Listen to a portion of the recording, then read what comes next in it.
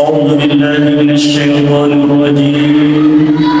بسم الله الرحمن الرحيم. الحمد لله رب العالمين حمدا ناعمين حمدا شاكرين حمدا يوافي نعمه ويكافئ مزيدا.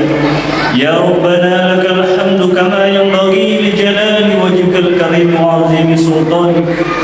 اللهم صل وسلم وبارك على سيدنا محمد وعلى آل سيدنا محمد. اللهم إنا نسألك سلامة في الدين وعافية في الجسد وزيادة في العلم وبركة في الرزق وتوبة قبل الموت ورحمة عند الموت ومغفرة بعد الموت. اللهم هون علينا في ذكرة الموت والنجاة من النار والعفو عند الحساب. Bismillah.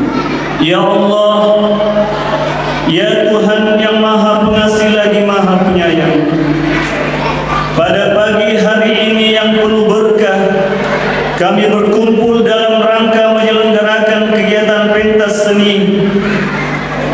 Kami memohon kehadirat-Mu ya Allah. Limpahkanlah rahmat dan ridho-Mu atas acara yang kami selenggarakan ini. Ya Allah, jadikanlah acara ini sebagai ajang untuk menumbuhkan semangat, kreativitas, dan bakat anak-anak kami.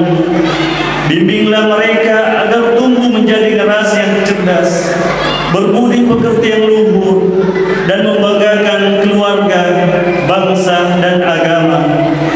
Ya Allah, lancarkan dan sukseskanlah seluruh rangkaian acara kami dari awal hingga akhir sebentar. Jauhkanlah kami dari segala hambatan dan mara bahaya. Anugerahkanlah kebahagiaan dan kebersamaan kepada kami semua yang hadir di sini. Rabbana atina fid dunya hasanah wa fil akhirati hasanah wa qina adzaban nar. Subhana rabbika rabbil izzati amma yasifun wa salamun alal mursalin